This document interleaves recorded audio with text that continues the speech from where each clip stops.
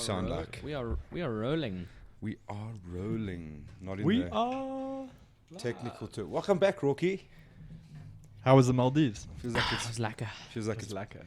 feels like it's been a minute. yeah, geez, wait, when was like 3 weeks ago? Was the last one. Do you know when we did that gone surfing thing? Oaks were like, "Gone surfing where?" Maldives. Like, what does this like do for a living? Drug smuggler. Yeah. Don't say that. I'm gonna end up going to Indonesia and being strip searched at the airport. Well, That's the death penalty if you get caught with drugs, instantly. Yeah, it's not worth it. I definitely won't be going there. Shane was telling me he went there, and he was there with one of his mates, and they're like walking through customs or whatever. And as Shane goes through, the guy goes, "Hey, he's got drugs in his bag." Oh no. And Shane looked at him and like, "Bro, that's not funny at all. Not here. Well, you know what the problem Not where is? you get locked up for life or potentially killed because you." The problem is they can arrest you on suspicion. that doesn't sound like a fun time. No. Everyone has that mate though. Let's be honest. You know, you're like get on the plane and they're like bomb. And you're like, come on, bro. I had a situation like that in Charles de Gaulle Airport, but like we went to France in, I think it was 2 months after 9/11, and I had this mate who had a very dry sense of humor. So it's still a and fresh wound. yeah, it was like a super fresh Yeah. wound. Too soon, bro. And they put this one bag through, and they didn't understand what was like in the bag. And in his very dry Afrikaans sense of humor, said, "It's a bomb." Fucking Oaks ran towards us. Like I'm not talking like she didn't go, "Are you serious?" Like you just checked like she signals, and these Oaks just started coming. And then like to try and explain to people that don't speak English that he was just stuffing around. Yeah, it Yeah. wasn't a good time. He thought it would be funny. We actually almost missed our flight home because of that stupid joke. But anyway. Don't joke around in an airport. Just get on with what you have to do. Yeah. Get on your plane. Joke when you get home. Yeah. There's no jokes on an aeroplane or in an airport. Strictly business. Yes, you must yes. just be focused. Airplanes are super stressful. Yes, like being dude. in that plane and you hear someone behind you and you're like, "Oh, fuck, I'm definitely going to get sick." And that's hour one of your 12-hour flight. And you're like, "Oh." Dude, I always have that. Like, I have the same thought every time I'm in an airplane. It comes to me at least somewhere in the flight. I'm like, how weird is it that I'm sitting in a fucking metal cylinder just floating through the sky? And we're recycling the air that everyone's breathing. We're and all just expelling. fucking breathing the same air. There's I don't know where the cuck and stuff is going, but things are happening in there. You know what I mean? People are. It's just fucking strange, dude. It's just a strange. And then strange while you're thing. flying, you hear like "Gadank," and you're like, "Oh, Oh, yeah, that's yeah. the end." No, I'm Boy, dead. just do me a favor while we're here. Just check one of those things that wants to pop up. One of them might restart the PC. that would will suck. suck. Okay, it's a been lot. updated, so I think we're safe. Oh, My hold on. last big flight, we had the first leg to Dubai, and the Sick. guy I was flying with was like, I had the best flight ever. I was like, "Oh no, it was a good flight." He's like, "The worst thing is when you get onto these flights and you have some kid behind you kicking your chair and a mother that won't like discipline them and they're crying." And I was like, "Dan, don't even say it. Like, don't even say it." So we climb onto the plane to Orlando. It's like 12-hour flight now, and we get on, and true as Bob, this little kid comes on with his mom, and he just starts by kicking and then pulling the thing down and clicking it back up, and then crying, and then he looked like he was about to cry. Like 8 hours into, the kid didn't stop. The kids have stamina for days. I mean, being a parent, like, They're yeah. like, cool story, bro. I hate flying actually. Yeah, it's nasty. Talking about flying. That segue doesn't work at all, eh? EFC 82 just in the books, in the past. Rourke with some killer photography up top there. Good job. Rourke was the head photographer. Jeez, on the weekend? let's just put it out Yeah. there that you probably saved the day in terms of photography, because the Oh, person taking photos at the Waynes, Those Wayne photos were bad. yeah, they weren't the greatest. I'm not gonna lie. And Yeah. some guys are like, "Oh, but it doesn't matter. It's just photography." I'm like, it's pretty important. All the media is based off the photography. Yeah, so it's They don't pretty release any of the important. video. Yeah, exactly. it's- Yeah, it was fun getting to shoot again. They definitely need to get 2 photographers back. I missed a whole bunch of shots that had the other photography on the other side. we Yeah, would it's have gotten. quite funny. Like you see like a potential KO photo from one side, but it would have been perfect from the other side. Exactly. That like when we used to run the two. Bro, you should have just Anton up got top, me to use my myself at phone, the dude. bottom. I could have just been on the other side. Oh man. You get those guys as well. Yeah, you do. What was that Gallo guy doing? Was he just getting his own photos? I don't know. He was asking some advice, but yeah, I think that was his first time shooting MMA. So Or okay. shooting. shoots other sports as well. He had some pretty nice kits. I think it's probably not his first time shooting. All the gear, no ideas, I like to say. That's what they see me when I arrive at jiu-jitsu. Like, all the gear, no idea. Don't you run a Gracie Bargy? Don't I? I do. I do. And it's strictly business. Fortunately, we're back at Gracie Barha now. Well, Yeah. honest, those new Adidas Gracie Bargies are quite nice. They're awesome, actually. Dude, I think I those was so like- impressed they're when like Rich was wearing 1.9. one the other day. Rich and Chef were wearing one the other day. I was like, two problems with those is one is like someone you know is gonna give you shit for wearing an Adidas gi because Those they're ones gonna are tell you it's nice. jiu-jitsu I know, but you and can not slab judo. squat in them. It's got the stripes. oh yeah, you can slap squat. Should get a red one. And they do tear. I had one that just fucking tore. The pants tore. Adidas? Yeah, dude. The pants You'd think tore. that coming from judo it would be even more Yeah, I was durable. like, okay. I don't know. Look, You can't touch the legs in judo. That's why. in my gi's defense, it has to endure quite a bit on a daily basis. Oh man. But yeah, EFC 82, we got to see two new champions, and on top of that, two new African champions. Two new scary champions. Let me Yeah. tell you that much. Yeah, and in the perspective of what's below them in terms of contenders, fuck me, dude. I don't know. It's that, Yeah. and that was the funniest thing. People asking about Simon Bion. They're like, well, I'm like, dude, I don't realistically know anything about him, but what I do know is that dude is a physical freak. It's like that quintessential African genetics, sporting ability. The scariest thing about that dude is that he said to me, we did that quick interview, he started training MMA in 2017. He's a champion in the EFC. Yeah, it's mad. Look, and I have to Does be it come honest. from kickboxing or nothing? Basketball, bro. Basketball. He came from I'm basketball. not surprised. You know the problem is, like, I think for a lot of people that they saw photos of him, Yeah. and they didn't. Those photos don't do any justice because there's no point of reference. No, he's a you know? monster. But when you see him for the first time in real life, you're like, my good. Like Quentin Rousseau isn't a small guy, Yeah. right? And then you look at him against Simon, and you're like, what the fuck's going on around here? Like, how are they in the same weight category? Dude, so and this is the reality of the sport. Simon Bion is a natural athlete. I think someone way more technical that could match his strength. Automatically, I thought about him. What would this guy do against Stuart Austin, champion Dolce, if he had to be there still as a light heavyweight? You can run through like a couple of guys. What he would do for someone that's super technical. You know, Where what I mean? is Like, Stuart actually? Didn't he, That's- I heard he that's the signed? I heard he question. signed with someone recently. No. Remember, we still checked. He fought for that weird organization in Russia for yes. Putin, Yeah. and lost. Yeah, you know what was scary is early on in the round before the KO, Simon had Quentin up against the cage and threw like two short Yeah, punches, like ground and Yeah. pound, and it was right in front of us. It honestly sounded like Look at Quentin's, that.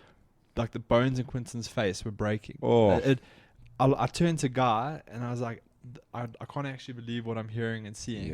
yeah. The amount of power he can generate from such a short distance was unbelievable. And even the elbow that knocked out Quentin, it was a short elbow. Yeah. The second elbow and the third elbow were just, And he was out cold. and couldn't get Cold. his senses back for a decent 5 to 10 minutes. Yeah, he tried to have a little bit of. He tried to have round 2 with the ref. He did a bit of a two-step there with the ref. Yes, dude. That was savage. Yeah. But like, and it, dude, I want to get a hold of the dudes in Silicon Valley and like say, forget about all the stem cells and all of the baby purity and weird shit that you guys are worried about. Let's start getting some African genetics for sale, because I would like to purchase some if they're going right, dude. I mean, It's /archive. That's why it it's said /index. It's /archive. it's so crazy to think about a dude can. Okay, look, if we have to be as real and as harsh as we possibly can, you know, Quentin Rousseau on international perspective is not like he's not a world beater. Realistically, he's 3-0 in the EFC's thinnest division. He also works a 9-to-5 job kind of thing. You know what I mean? He's also really a middleweight. I mean, he's not really. So both of those guys. Yeah. Look, I don't know how much Simon can cut, but Quentin can definitely cut down to middleweight. Yeah. If he was a full-time athlete. Yeah. So the talks are Zach versus Simon next. There's nothing else really. No, there isn't. Zach's too small for that. Well, 205. he says not, but he looks like he could make middleweight. Yeah, easily. easy. He was 195 without cutting, so he's 10 pounds under the weight limit without doing anything. Yeah. Not even Yeah, trying. that's not He just walked in. I mean, it's up to that guy. But if I was him, I'd just make that cut to middleweight. Don't. But why, when you basically number one contender already, 2 fights in? Because now why would you're you do that? risking Your health. your health. You're undefeated at this point. You're Yeah, risking but- your health to go fight a beast. I mean, he could potentially. I think Zach's got the skill to beat this guy, but get some more wins. Win at middleweight. I disagree. I don't think you have to, at that stage in your career, in the landscape of the EFC. I don't think you have to worry about that. You know what I mean? Like, you pick up a loss, you can always use that excuse. Okay, well, look, I'm going to go back to middleweight. This light heavyweight experiment didn't pay off for me, and I'm going to go to middleweight and focus there. But in any other divisions, you're only really like 2 or 3 fights away from a Yeah, title shot. I don't think you have to worry about a And loss. I'd love to see that happen as soon as December, dude. Yeah, that'd be I wanna great. fucking see that shit. That'd be great. I think with Simon, if there was any sort of opening, was the grappling. Yeah. You know, I think Quentin was outpowered, and which resulted in getting into the inferior position, which resulted in the TKO. But I think Zach has the skill level to beat him on the ground. It's just about getting it there, you know. So I thought about it today. So I went back and watched Biong vs Rousseau, watched the fight again today, because I was like, where did the advantage come for him? How did he get to such a dominant position? And like, it was weird because he wasn't really doing much. He was kind of sitting in the guard. Yeah. So you learn 2 things there: that if you have a good guard, you can probably give him a hard time. Yeah. And that being said, how did he pass? How did he pass the guard? I don't think he even did. He like went It was through the like- guard, hey? Yeah, it was. Yeah. It was just like, I think it was just an opportunistic mistake that happened. It was not like, it wasn't like he set up like a pass or anything like that. Yeah. It just kind of happened by chance. You know The what I mean? problem is that, like, to his credit, he's only been doing MMA since 2017. But the same problem is he's only been doing MMA since 2017. You can't learn jiu-jitsu in 2 years. So You can't learn a full spectrum of wrestling in 2 years. Sure. You know, I think it's easier to upskill in the striking department than it is to upskill in the grappling department. And he's obviously upskilled in the striking department, but if anyone's going to exploit him, they're going to take it straight to the canvas. I think exactly that. I think the Zach Badat fight automatically is so interesting because we know Zach's striking, and without offending anybody, I know he's obviously going to be working on his striking a lot now. His striking didn't look great to me. He didn't look confident in it. Even like in seeing like little clips of his pad work and stuff, he's got a long way to go. So he's not going to try to beat this guy on the feet, in my mind. You know what I mean? He's also and not this an dude's idiot. going to look at Zach Badat and be like, okay, listen, like, we can't mess around on the ground with this fella. You know what I mean? So we've got to, our advantage is going to be a power advantage standing. We need to knock him out. That's the way we're going to try and win this. Or by some like wrestling sort of approach, if that's a viable option for them. So automatically, to me, I think it's a great fight. And I'm like, you've got a champion now. You don't have to rush. Let's start to file through some contenders and let's see what happens. On top of that, hope that this is a sign that this is going to be the new approach of the EFC. European contenders are going to be few and far between, and we're going to be pulling. I mean, okay, he's from Italy, but we're going to be pulling through some Africans. That's what I hope to see. What's quite nice for the UFC now is that Simon is quite well spoken. Like he's actually surprisingly, his command of the English language is pretty good. Yeah. He's he's very comfortable in front of the camera. So I mean, also A-team fucking stud muffin, dude. yeah, yes, Like, you know what I'm saying? no, 100%. Well spoken, dude's a stallion. He's like the ideal champion for them. 100%. But then if Zach wins, I mean, he also looks like he was chiseled from stone. Yeah. And he looks like one of those like Greek characters, like Greek god characters. Look at this dude, bro. Yes. he looks like a massive version of TC Kusu. Yeah, he is. if TC Kusu went on all the juice, bro, this is what he would look like. If you went into like a lab and they sorted him out, this is what he'd come out looking like. When you're young and you got those like GI Joes and they had like the extra dalt and it was like they were like a lean character but shredded with like massive pecs, massive dalt. That is Simon Bion. Boy, can you save that to the desktop? I can try to chuck it into the video. This dude is an absolute physical freak, dude. And like it's so I was listening to a podcast, someone was saying like, how is it even fair that we are the same species? Like, look at that dude. 100%. How are we even the same species, dude? I mean, we've said it a number of times that like pure African genetics are far superior to Western genetics. I mean, it's insane, dude. It's unbelievable, actually. And like you said, imagine this dude in 10 years' time. Oh. How old is he? Can we see his age? He's been quite active. If he only started MMA in 2017, he's 5-1 already as a pro. Yeah. I wonder if we can see his age. I'm going to say 26, 27. Probably. Maybe pushing towards 30. So maybe 10 years is a bit of a tall ask, but let's go with like 5.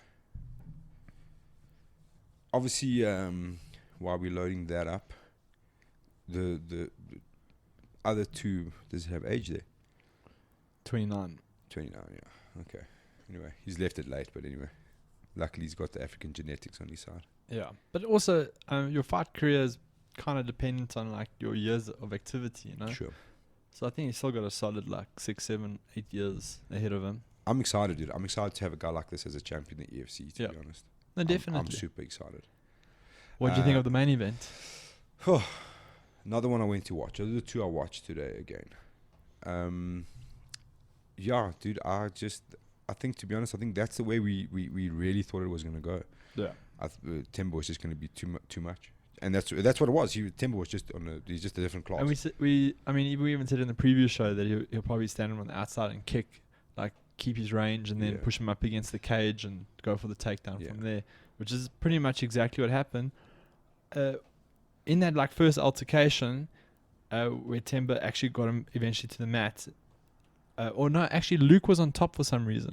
Timber went for a guillotine Yeah. Timber jumped that guillotine. Well, not like completely jumped, but he pulled it. And I didn't see him get cut, but then I just saw there was like blood squirting onto the canvas. Timber said that it was a right hook. Yeah. I couldn't see it today though. I saw the initial 1-2, which perhaps actually could have done that. Because, I mean, you said it straight away. You're like, geez, first 1-2 he throws, he's right on the mark. Yeah. You know what I mean? He landed the very first punch he threw, he landed. And accurately. Yeah. You know what I mean? And like, Luke actually hesitated after that. I watched it specifically today.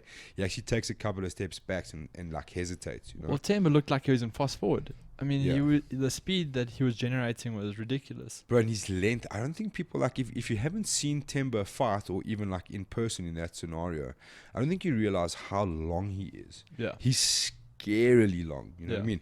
I look at that, I'm like, how are you going to get inside of that? You know what I mean? And I think Timber, like, I think if Timber, I know he's got pretty decent knees, but can you imagine? Was his eye cut in that last photo? Yeah, that's the 1-2, eh? Yeah. I think this could have happened right here, to be honest. No, not this one. No, so it must be somewhere going towards the ground. We'll try and see like where the cut actually appears. On his eye, boy. No, where like oof. That is dude. a nasty cut.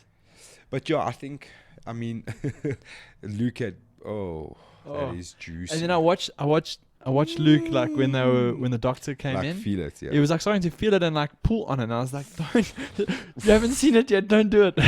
Oh, dude, that is rough. Yeah, That's a great photo, boy. That is an award winner. So straight after he gets cut, dude, the corner that they decide to come and inspect the dude. The doctor comes to inspect him at. is where I'm standing. So now everyone's looking at me like, Yeah. give us a look. Yeah. Tell us. I was even like, get the shot, get the shot. I want to see. Rourke's like this with his back to us. He turns to us and he goes, Yeah, like, this fight is over, my man. This fight is Oh, over. man. Well, yeah, they're obviously asking all the questions. Where can you see my fingers from? Yeah. And from what Do it you sounded have like, brow replacement insurance? from what it sounded like, Luke was just because they were like, "Do you want to continue? Do you want to continue?" He's like, "Yeah, definitely, let's go. I'm fresh, ready to." Yeah, Yeah. props to him for. Well, I think if they gave him a mirror, he might have changed his mind. He would have been like, okay, cool, I don't want to do this. We should anymore." actually. I would have have a- been like, sweet guys, this has been Yeah. real. I'm out.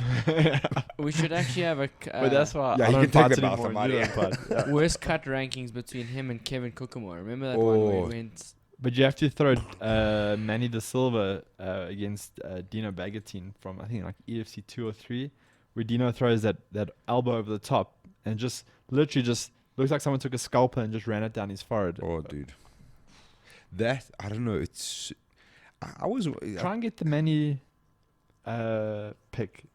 Is this the one? You have a look. Let's actually do a ranking on social media of the worst cuts in EFC history. Don't think it was this one. Kevin Kukumur. What happened to that fella? He moved to Australia. Oh, Jeannie was actually telling me that one of her other guys also moved recently with him. okay. Followed him, shall I say. Yeah, this is it's gonna make me feel nauseous. Oh, that's when it started. Hold on. Or was it work to open? It gets way worse. Well, that's what I thought with Temba and Luke. Luke wanted to continue, which is absolutely understandable. But then I just thought, Temba's game is to get on top and to work you and grind you. And I just thought he was going to grind it even more open and more open. And it Yeah. would just eventually it would be. I still say to you, I don't think he'll get off the. He won't get off the chair if it goes to the Yeah. end of the round, Oh, dude. zoom in. Push control and the scroll wheel. Oh no. Yeah, nah. Rourke, there's a scroll thing on the bottom, Chana. There you go. Oh, okay. Kevin wins that one. Try and find Jeez, Manny. dude. Find Manny Da Silva. That is intense. And then while this is all being loaded up, I guess the major two controversial talking points was the Biko Madiba decision. Mm-hmm. I wasn't mad with the decision. Like, I actually thought Biko won all of the rounds. Like, and then I started thinking about it. I was like, fuck. So you see, like we watched the exact same fight Yeah. from the same position, Yeah. right? In my mind, I had Biko beating Madiba in the first round 10-8. Yeah. Then I think had we Mad- agreed with the 10-8. Then I had Madiba winning 2 and 3, because even though like round 3, a lot of guys said, "Oh, but Shorty had top position for quite a bit of round 3." Madiba actually caught him twice with that head kick, Yeah. and the one hurt him quite badly in the beginning of the round. And then even when Madiba was on his back, he was throwing all those elbows and was doing way more damage on his back than what Biko was on top. So I actually personally thought that it was... Okay, sorry. I thought it was a draw. That Manny Da Silva one, that was to his skull though, huh? Like when they showed it, it was like down to his skull. I actually thought it was a that draw. is juicy, yeah. I thought it was a draw. Interesting. But that's What the it- thing. I don't think anyone can be upset because so many people had Yeah, varying opinions. It was just a tight fight. Yeah, it was very tight. I just felt that, like, taking scorecards aside, I thought Toomey was just too reckless at the wrong time, and that's when an inexperienced MMA corner is gonna be your detriment. Because when he was throwing like super naked kicks, like lazy kicks, because he had landed one or two, and then he was just throwing them with reckless abandon. He was like, "Fuck, it's gonna pay off." Like, instead of being patient, Yeah. like that's when a stronger corner would have said to you, like, "Listen, reset, go back to the center of the cage, start again, work your jab, 1-2 with a kick behind, or throw a longer combination and finish with a kick." You know what I mean? Yeah. Instead of and every time he did that, he got taken down. So I felt Well, like, eventually we were saying like, Yeah. stop throwing kicks. Yeah, 'Cause exactly. every time he threw exactly, it, get back into boxing range. But I think, to be honest, he was struggling with the boxing range. He wasn't landing properly. And Shorty's become very smart at drawing you in right into his range. landing the big overhand like that, and then getting out of there. You know what I mean? Yeah. So it becomes, Tumisang was visibly frustrated. You could see it. He got Well, taken there's- down that last time when he threw that elbow onto his. Remember, they warned him, and we were saying 12-6, but I think it hit to the back of the spine, and he was completely frustrated. You know what I mean? And he had made too many simple mistakes, and that's what you love about Tumisang Madiba, is that reckless abandon. But I want to see the Tumisang Madiba that's interested in his career. You know what I mean? Like we've seen the theatrical, we've seen all of that. I want to see the talent shine through now. You know what I mean? I want to see him put on an educated performance, go out there, compose himself, flurry when he needs to flurry, reset. He could have finished Biko if he was more patient. He had him all kinds of hurt. He could have finished him. He could have stepped back. He could have relaxed. A guy of his experience shouldn't be making those mistakes. Yeah. That's my critique. So if you want to go, if you want to be Tumisang's best advisor and tell him an honest opinion, that's mine. You know what I mean? You can say what you want about the decision. It didn't go your way if that's what you like, but you made the mistakes. You gave him the opportunities when he was hurt to take you down in the worst times, and he did it like 2-3 times in a row. He rocked him badly and rushed in. You know what I mean? Like, it doesn't always work, and it's never going to work against a guy that's. I mean, the Tana Biko is smart. He's got a very high IQ. Yeah. He knows where he's safe. You know what I mean? And he knows how to sit in the guard and wind down the clock and gather himself and get himself back in the fight. And you know, Well, yeah, if you look go at for it. Tumisang's like success, it came from when he was most stable at his camp, when he was with House of Tinkerbell. Yeah. Not like even if you just picked a camp and stayed there solidly for a while, I think you would definitely improve and Yeah, find look, his okay, he's feet again. in his new camp. He seems to be settling down there. But His boxing looked his significantly better. Yeah. What I'm saying to you is when you've got an inexperienced MMA corner, you know what I mean? And like, it's not always the right thing to go for the kill. I'm not saying they told him to go for the kill, but I'm saying like, you know, if Chris Bright was on the other side in the same situation, he would have perhaps told Shorty, like, take your time, set it up and finish it properly. You know what I mean? You've got the time. He's hurt now. Yeah. Don't throw a fucking 3 kicks in a row like an idiot and get taken down, you know? Didn't he have Cedric in his corner though? Yeah, But he Cedric did. was quiet, dude. From what Well, it's I also, saw, he was you know, quiet. like corner dynamics are also quite difficult. You know, Yeah. if you You have a don't know who's in dominating charge, yeah. personality and you haven't allocated roles and responsibilities correctly, it's quite difficult to Yeah. get something in. You know, Especially if you haven't. Look, I don't even know if he's. Yeah, this is what I wanted to see. I don't even know if they've been working together. You just kind of like asked him on the night kind of thing. You know what I mean? There's Maybe, also I don't that, know. and you don't know what to say and what not to say. Like, it's hard, man. I mean, you know, to be in a corner. I cornered Carl twice. I hardly said a word. You know what I'm saying? Besides, where should I put your shoes? we've got a very simple rule when it comes to cornering. One person talks, Yeah. right? And no one says anything unless it's going to add value. Hit him, get up, that type of shit you Yeah. don't say. Just keep quiet. You're just actually irritating the fighter, right? If you Yeah, can, get if up. you, If I could, I would. yeah, bro. if you can give direction, you know, like potentially left arm underhook, maybe switch the feet on the lockdown, stuff like that. You know, stuff that's actually going to help the fighter improve their position, improve the actual interactions between him and his opponent. That you do that. But if you're trying to shout shit like hit him, like you might as well not have a corner. Yeah. Sorry, as you were saying that, I must say, there was a moment where Madiba's corner gave him some brilliant advice. Was against the cage. Like he was almost like directly across from where we were sitting, and Biko was almost like in that 50-50, but like looking for the paddle on the far side, Okay. closest to the fence. And his from corner the turtle position. Yeah. And his corner had said to him, get your left knee to the cage and stand up. And it's exactly how he got up. And I was like, fuck, okay, that's sharp. And to see that sort of command coming from... And it didn't come from the MMA side of the corner. It came from the boxing side of the corner. Yeah. Okay. And, you know, like that, like exactly like the drills we would do against the wall. Yeah. You know what I mean? Like we start with that knee against the wall and use it to kind of stand up. Yeah.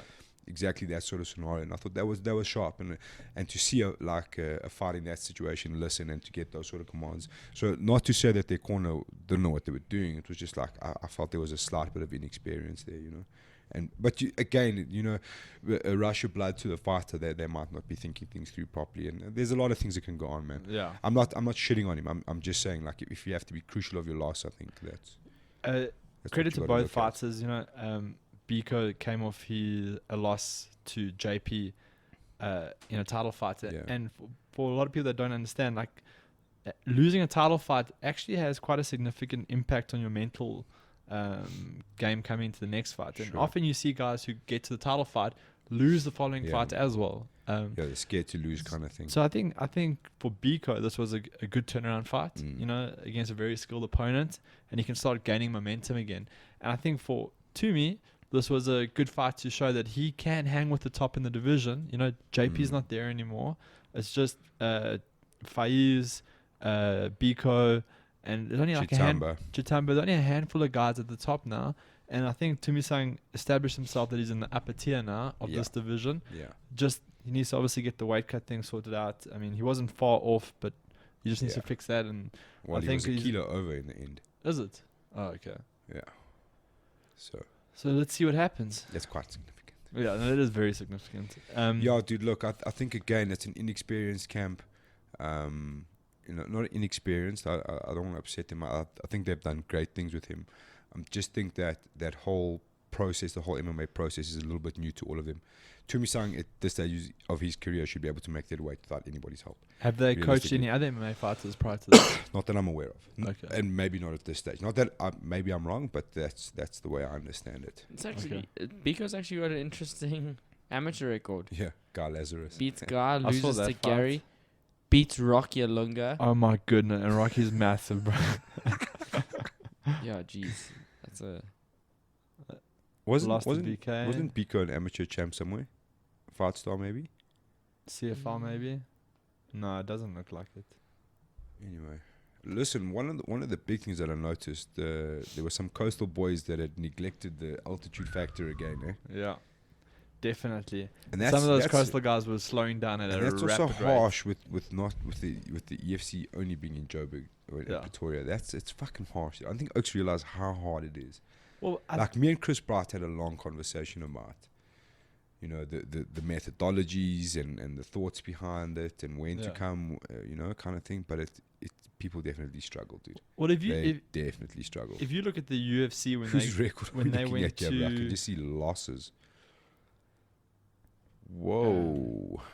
Anyway, don't worry about that. If you look at when the UFC first went to Denver, they Yeah. first went to Albuquerque, they first went to Mexico City, those guys suffered. Now what people forget is that Johannesburg's altitude is higher than a lot of those. We got one of the except highest. Mexico City, maybe. Yeah, except Mexico City. But I mean, in relation to we're not, you know, it's closer than most Yeah, to yeah. Mexico City. So I mean, the type of altitude that you have to deal with in South Africa, where most of our fights are in Johannesburg, so it's like quite a thing for the guys to come over here if they've been training at sea level the entire time. If they don't come out early and do the adaptation and try and get a bit of training in at the altitude, it's we saw it on Saturday. Yeah. The guys were It's suffering. intense, dude. It's intense. It's absolutely intense. Yeah, but I enjoyed that fight, man. I felt nobody really lost there. Hey, we said it was going to be fight of the night. Well, you did. Yeah. You know. How come only Toomey got a bonus? Biko wasn't announced as a bonus winner. It's interesting. Maybe they thought that only Toomey was Maybe Guy exciting in can, the maybe fight. Guy can clarify for Yeah. us. Hey, Guy. The other controversial moment, It was... Mr. Bezeda note. I don't know. Yeah, we're still in the main card. Still PT and Dino. Is Uh, that Guy three- Lazarus' fight record that you were looking three- at? Three controversial moments for an. That's quite a Yeah. guy. It's quite a hectic one. Yeah, obviously, I mean, like, I'm sure people will be waiting for me to shit all over it because I posted some funny memes yesterday, which is all it's just all in the fun of the game. Yeah. Can somebody just show me the replay? I just want to check which side it was. You know, which I Listen, thought was you're gonna quite get funny. threatened backstage if you carry on like that. That's fine, buddy. You can't control the media, boy. The And crazy- you definitely can't control the internet. I mean, I know you posted about it today, but or yesterday, but it was quite weird to have a MMASA official verbally assaulting fans. Yeah. And then going from cage side to sitting in the seats where there's fights erupting. Yeah, You know what I mean? Like I that's- think with all personal grievances aside, like it doesn't matter who it was, whether it was the president or a lower level official in MMASA. Like, unfortunately, you can't actually behave like that. No. You have to be the most neutral person at those events, and you have to carry yourself in a way. And I do understand that it's an emotional time, but you can't behave like that. No. You most certainly can't. And you cannot. MMASA can't let it slide either, because if you let it slide, you're setting a precedent. You also cannot be so upset about fans' opinions of a controversy when a whole arena has like booed and disagreed with what's happened, and then you've by chance heard somebody, and then you've decided to attack them because they're in agreement with everybody else.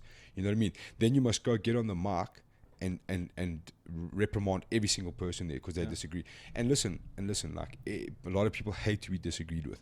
I understand that. But when you're going to put yourself on that stage, and let's be honest, when you're going to bitch out and whatever, like we were discussing this now, you have to deal with the consequences. You can't now try and if you're going to try and defend yourself and bark so loud, it means that something's bothering you. Because if you really were hurt, you'd be like, well, fuck, no matter what I say, you guys aren't going to believe me, so I'm just going to leave it anyway. But when you're going to want to bark like that, it means you're hiding something, in my opinion. So, like we were saying, let's give Petey Coxon every bit of benefit of the doubt we want. In that scenario, okay, the ref calls the doctor, please take a look at this guy. You visibly cannot see anything wrong with him. There's no swelling, there's no bruising, there's no cut, there's nothing. You pose that question to him, do you want to continue? And you're saying no based on the fact that you're too hurt to continue. Is that fair so far? Yeah, well, that's what you're saying. That's what happened, right? But that's the normal process. He stayed quiet though, from what I could see and understand. The doctor asked him like 3 times, and then he wouldn't answer, and then the doctor was like, "Okay, well then I'm calling it." Yeah, I mean, he might have said something. So I mean, I spoke to one of the MMASA officials about it. They're the best to talk about it because they have to try and be as neutral as possible in the situation. And the problem is that there was a visible headbutt, right? Yeah. And I understand that Dino was trying to push PT back to the thing, and probably didn't gauge the distance correctly and landed up looking like a headbutt, but the intention wasn't to be a headbutt. So if we have to go in an absolutely neutral position, he's in his right to not want to continue because of an illegal strike. Yeah. And if he was hurt or wasn't hurt, it actually doesn't matter at this stage. But you can understand why everyone was upset. Yeah. This was meant to be the fight. Yeah. This was what everyone was waiting for. Yeah. You're going to see Dino, the Muay Thai kickboxing old dog, versus PT, who was the boxing old dog, and they were going to go there and trade. Yeah. And I think that is... I think people were less upset about how PT responded and more upset that there wasn't any more action. That was the end of it. Yeah. You got going and the fight ended like within a couple of seconds. Sure. And I don't know. But I think they should try and run it back again, but I don't think it's going to happen. No, I don't see the point to it. But what I'm saying to you, it's very simple. I think the EFC are being taken advantage of by certain fighters given their position, like their financial position. And I'm not saying that's what PD's doing. I'm just saying there's that sort of thing going on. Where they feel that maybe the promotion is a little bit desperate in terms of who they can get to fight, that sort of thing. I think guys are trying to rack up these soft wins because we've seen it happen once or twice. I understand what you're saying, like he's within his rights to, the legal strike happened. Look, I'd really love to see like a proper like good replay, impact, see how far his head moves back. Okay, let's say, okay, cool, there is impact there. Yeah. Whatever.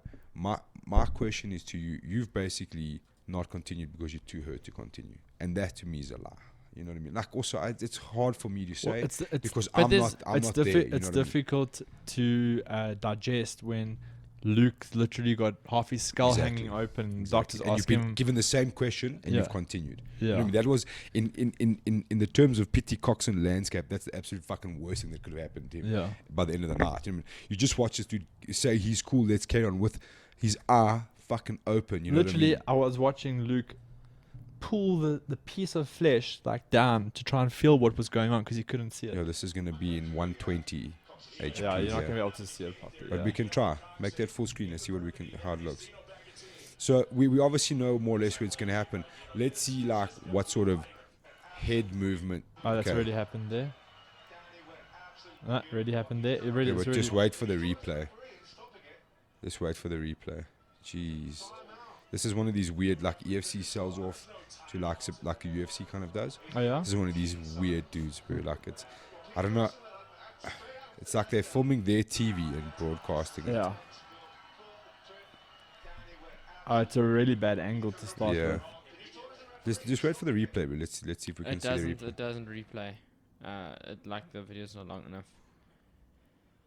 Are you sure? Oh, Yeah, I checked. Click the link in the description below. Oh wow! You know you've made it when people are putting Dodgy videos links, up bro. there saying this person at EFC live stream. Click here, and you click on it, and it's like click here to watch this event. It's like EFC didn't post it, eh? Mm-mm. Like on their Twitter or anything. you know, it'd be interesting. You know, like Dino's last fight, they had Dino break it down. It would be interesting to get Dino and PT to each break it Well, down. we know what PT's gonna say, bro. But you know, like if you look, do you remember Sean Robinson's headbutt? Yeah, I mean, like- that was pretty clear. Yeah, I didn't get that feeling from this one. Like I got the feeling of someone who's trying to control his opponent's posture. You know, Yeah. like So what the master official said to me is like you have like because I first defended I defended Dino's action to Mm. the master official and I said, listen, I know what it looked like, but I Yeah. know what his intention was. Yeah. That's how we train. You know, Yeah. we train not to headbutt, but you train like you Yeah, like a the guys like dominant up head against control, yeah. like the guys up against the cage, You and just you're shove controlling your the head in, posture, yeah. and you get your head underneath his chin to obviously elongate the spine and try and get the position. He was doing a similar thing on the ground, Yeah. right? It just so happened that it looked like more of a strike than a controlling position. So yeah, and they said you have to take your emotion out of it, and you need to sit, and as a neutral person, you have to what did it look like? You know what he was trying to do, but what did it actually look like? So Yeah, then I was look, like, okay, then let's just redo it. But that's what I was saying to you is like, if we break it down from a like a complete neutral position and you have a look at all of that, I can 100% say to you, okay, cool. When you talk about the headbutt, I see what you're saying. Yeah. I like I said to you, like I don't think it's the right thing, but I see what you're doing. Yeah. He's lifting his head, he's dropping it into your chin. There's a clear headbutt. You know what I mean? It's not intentional. So you're asking yourself, is it intentional? Is it unintentional? If unintentional is a word. Accidental. Yeah, you know what I'm saying. So those are your first two questions. Let's say, okay, cool. He's laid down the headbutt. Let's say it's intentional for all value purposes. In that moment, what is the decision? Is it up to the official or is it up to the fighter to continue? No, 100%. You know what I'm saying? yeah, I mean, This but is the he thing. was- This he is was this is asked- my he was asked in argument. there, do you want to continue? And he Can you didn't say continue? anything. Okay, you saying you know more than Well, you were closer than I'll all be of us. honest. Like I'm not gonna. I won't say for definite they didn't say it, but it appeared that he stayed silent. But still, why would you just say, look, I'm okay, cool. Like, take a point. I'm hurt, but let's fucking continue because I'm really not that bad. He didn't. You know what I mean? Like, that's my argument, bro. Is why did you bitch out in that situation? He didn't. Why Yeah, did you you not didn't say, look fuck keen it, to let's be there, continue? you No, know? he You wasn't. You know why? Because he got fucking hammered with the inside trip. He felt the top pressure automatically, and he's like, fuck, this dog's going to wrestle me, dude. And I'm not prepared for that. That's my opinion. That's the way I really think Yeah, about because he doesn't what's have. really going on there, dude. Yeah, he doesn't. He definitely doesn't have decent wrestling coaches or any of those kind of guys. So I also wouldn't want to get wrestled. Isn't his by, wrestling coach been to the Olympics 7 times? I also wouldn't want to get wrestled by Dino. You know. Let's not go there, guys. Next week. Next week. Fuck that. Let's go there. Oh no. Yeah, so anyway, yeah, look, I get it. You know, we can give PT every benefit of the doubt and say there was a headbutt. My question is to you: you have to live with the fact that you had the ability to carry on with that fight and you didn't want to. That's the reality in my opinion. If he is, I mean, like you said, give him every benefit of the doubt. If he is injured, like he should come out and tell people that maybe he's got an injured jaw or something. But I don't. Yeah, think should he would, show us because the I don't think X-rays. that happened. I don't think he was injured. No, he definitely wasn't injured. But if your jaw is injured, it's not visible. You'll hear it in the way he speaks or whatever. He looked fine, dude. He looked 100% fine. Someone was still saying that like 5 minutes later they saw him smashing popcorn in his face, bro.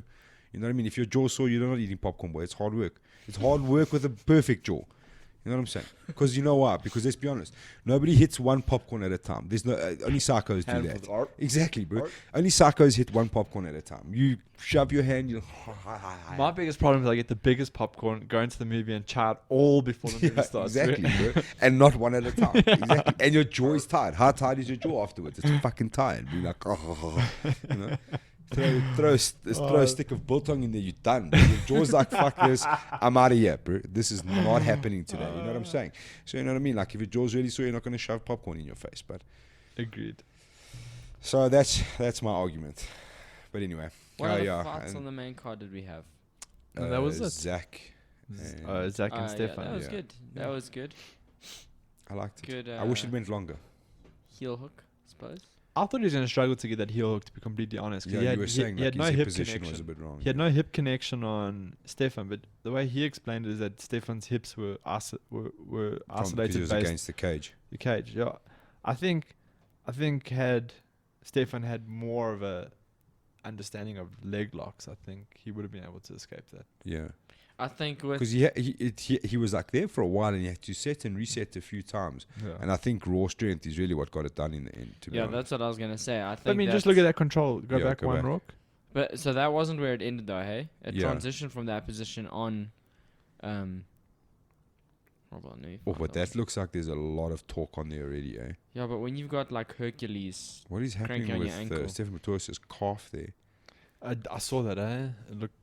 Like, did you see that on Yeah. the inside of his calf? Yeah. so this it is looked where it hectic. finished. This is where it finished. Yeah.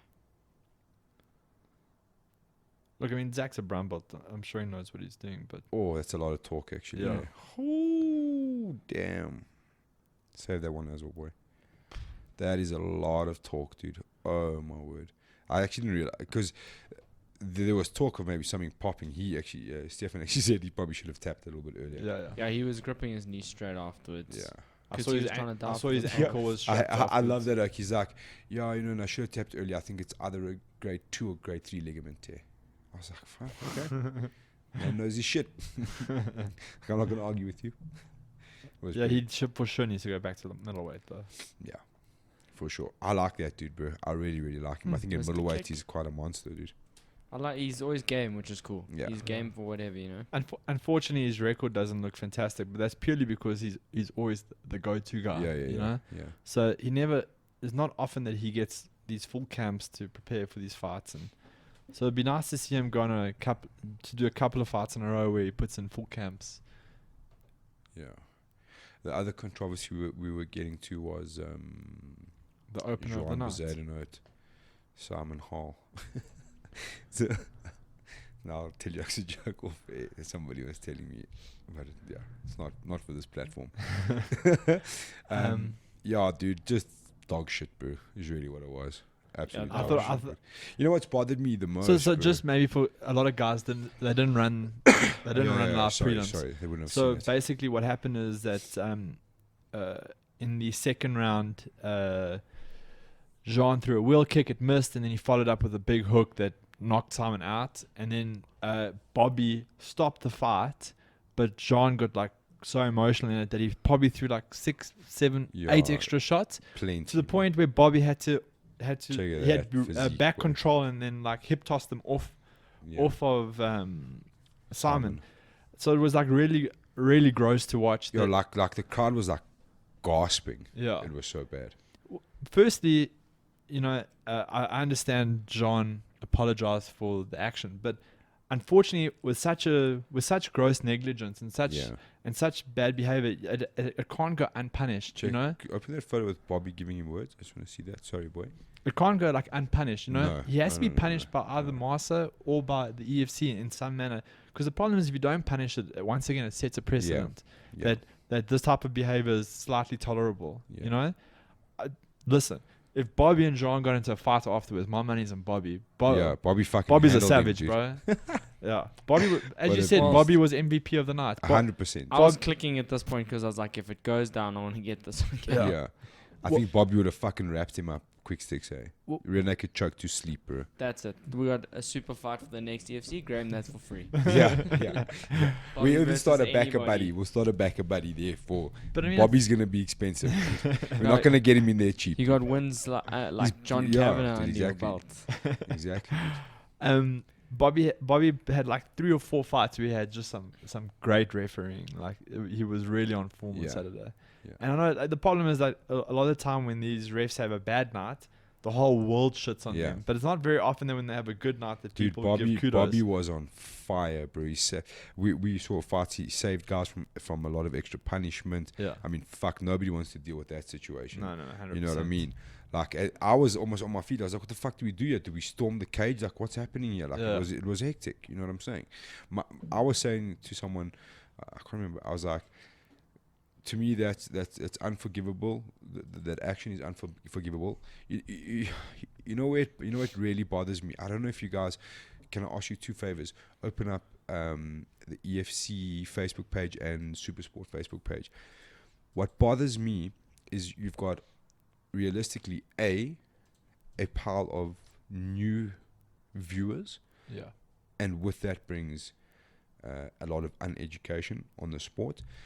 Go and I'll try to find one on Supersport how like the general reception there is like barbaric, and then luckily it's on the prelims, but then you have shit like that going on. You know what I mean? Yeah. And then people that are starting to dig deep, maybe they've come to the event for the first time, you know, and you're like, fuck me, this is a dog show, you know what I'm saying? Yeah. That's the reality. So not only have you tainted the EFC, you've tainted the sport, you know what I'm saying? And that cannot be, that's Yeah. unforgivable in my eyes. I'm like, if anything, I'm a purist for the sport. So my pickle always with a guy like Simon Hall was not, I don't give a fuck that he hasn't made it to the fight, you know. Okay, with respect to him, I eat my words nasty that he made it to this fight. I'm very happy he was there. And he actually did fucking Yeah, a he lot is, better than yeah. people expected. Yeah, way So- better. He fucking, and I said to him after, like, I saw him walking, I was like, it was a great performance, but Yeah. you should be proud of No, yourself. 100%. You know, my problem with that shit always was the guy on the other side. You know what I'm saying? Who's had to go through a fucking whole camp, who's had to fly, he's had to sacrifice time with his family, he's had to do all of these things, and just for you to not show. That is my gripe, you know what I mean? Okay, maybe Here we'll it see is. it, yeah. Firstly, Simon Hall is like as KO as it gets here. Yeah, you know yeah. what I'm saying? And then you're still laying on the punishment. I want to see this guy financially punished, and I want to see him spend time on the sidelines, dude. You can say sorry. The other side of this coin is how this dude carried himself on social media after this. It was like there was no remorse either. You know what I mean? Check here. Here's Bobby. Bobby. How many shots after the KO? Okay, let's look. He's out here. Boom, he's So gone. there's- Okay, that misses. So count So from now when Bobby what? touches him. 1, Okay. 2, 1, 2, 3, 4. 4, attempt Five. 5, 6, and I think there was a and then it seventh. cuts. Yeah. Yeah, 7 or 8. So he's taken about 2 or 3 once he's fallen, and then another 6 or 7 once Bobby's tried to stop him already. Yeah. That's fucking bullshit, dude. No, honestly. that's actually to gross. be honest, if it was me, if 100%, honestly speaking, if I was running the EFC, I would have cut that dude in the fucking cage. That's what I would have done. To Well, be I honest. mean, think about back in the UFC history, right? What's that last comment in the bottom there? What does it say? Yeah. Gordon. Okay, fine. Maybe a tad too long. Yeah. So I mean, okay, whatever. It's fine. Yo. But I couldn't be more bored right now. if you think about that time Babalu fought and he choked the guy for the extra 3 seconds after the ref tried to stop it, he was cut from the UFC, banned, never Dude. allowed to come back, right? And Paul Harris. When Paul, Yeah. Listen. when Paul Daly went and threw the punch, one punch Yeah. after the fight stopped. Cut, dude. Cut, done. You can't. Paul Harris hung on to the a couple of submissions, like an extra 1 second. So he had like 2 or 3 of them. Cut, gone. Cheers. You're not allowed back here. Like the problem is that if you don't reprimand these guys, if you don't punish them, then you're gonna have a problem later on in Dude, your career. something has to happen. If nothing happens to that, I'm gonna fucking carry on talking about it. Honestly, there's no place for that shit, dude. I understand emotions and I understand all of that. You know, like people were talking about Aziashu Chitamba fucking making a fake gun, shooting Billy the Kid. They bro. must start You getting know what over I'm that, saying? bro. Like, I'm like, okay, that's a controversy we can handle. You know what I'm saying? But when you're fucking trying to beat the snot out of a dude who's already KO and the ref is standing there, my only other thing is Bobby. But look, also, dude, like it's also heavyweights, bro. I know what you're gonna say. You're gonna say his should've positioning wasn't separated great, in front of them. Yeah, but it's also heavyweights. It's like Bobby's not the biggest guy. So often when you get like I don't even think it's that. I just think you assume you're gonna get there, grab the guy's arm, he's gonna stop. You know what I mean? Like you don't even think to, oh fuck, this guy's gonna carry on. Let me sandwich myself in between the two of them. You know what I mean? Like you're not thinking like you're just gonna grab him, he's gonna stop. 100%. You know what I mean? And I think also, if you watch some of the like Bellator and the UFC and that, when there's these guys that are quite emotional and it's a big heavyweight fight, you have a big ref that goes in there, you know. So it's not like it's so that someone that like the ref can actually physically control the situation. But kudos to Simon for coming in with a much better performance than we've seen from him previously. Yeah, actually threw some nice strikes. Well trained. Tagged John a lot. That was a good example of great cornering. His corner was really, really good, and he was listening and responding really well. Yeah, dude, props to Simon Hall. I didn't think we'd ever get to say it. When it comes to cornering, did you watch? I mean, you obviously did watch the Kai and Bala fight. Yeah, I always watch corners. I love that shit. The second MVP of the night goes to Brendan Grunewald, who basically played Tekken. He's like full on instructing August Kai and Bala on how to do jiu-jitsu. Yeah. And then you check, August kept turning around and said, okay, good. And then August, look, August, drop your hip. It'll be like, August, look up for a second. Okay, do this. And you like gesture with this hand. I want you to put your hand on his face and then drop the elbow. And August said, nod, yes, and then do that. Yeah, dude, great cornering. And Brendan Grunewald's so loud, dude. You could hear him from the entire arena. You know what I mean? Which is brilliant. You know, like it's quite funny because once you've watched like a FFM Coach Kwan sort of corner, you like use it as your benchmark. You know what I'm saying? Because those dudes don't stop, and it's like you say, it's constant, useful information, and it's like once again, it was one voice the entire time. Yeah, giving very precise instructions the entire time. Yeah, it was cool, man. It was really, really cool. I still say too, like that's fucking brilliant cornering that's happening there. You know what I'm saying? Which is cool to see. It's nice to see. Nice to see camps like really paying attention to that stuff. You know, like the smaller details that you don't get to see from TV. You know. Yeah. Which is really cool. But yeah. Anything else that stood out for you for the night? I liked Stefan De La Rey. He looked nice and sharp. He looked vicious, bro. Yeah, dude. He's on a mission. He was throwing some very bad intention every shot, eh? I liked it, dude. He looked really, really sharp. Tommy Stradum's fight with Warren Richards. Great comeback. Great fight, dude. Jeez, that was like no one's really because you don't get to see it. They didn't say too much about it. It's a fucking awesome fight. You could completely hear what you just said. Nice try. No. You could see Stefan De La Rey's. You can address your hate mail to Rourke at Gmail. Oaks always shat on us that like you guys. And I'm glad you're here, boy. Finally, he's got a mic and finally can hear who the instigator of all the shit was. But I think Mark Hume's doing wonders for that team. Stefan De La Rey's Mark wasn't in the corner though, eh? No. But Stefan De La Rey's cage work, all of that stuff was pretty amazing. Dude, that uppercut was fucking delicious, bro. Yeah. It was delicious. Yeah, look, I think he looked really, really good. He looked quite calm. He's obviously on a mission. You know what I mean? Like he said to me, I got to speak to him before as well, and his thing was like he's chasing that dream of being able to be a full-time athlete, and that was quite cool to hear. Like it's like normally, like I want to get the title, I want to do this, so on. You know what I mean? And he was like, I just want to get to the point where I can be a professional athlete, like a full-time MMA athlete, and that was quite cool. And he was quite serious about it. And he's fine. He's definitely seems to be finding his feet as well. Like he had a rocky start. Yeah. But he's I think you know when you speak to the younger crop at CIT and how they speak about Drickers, and they just sing his praises. I think a lot of them have maybe been so like I don't want to say starstruck, but they've used him as an example, and they've spent too much time trying to be Drickers. Does that make sense?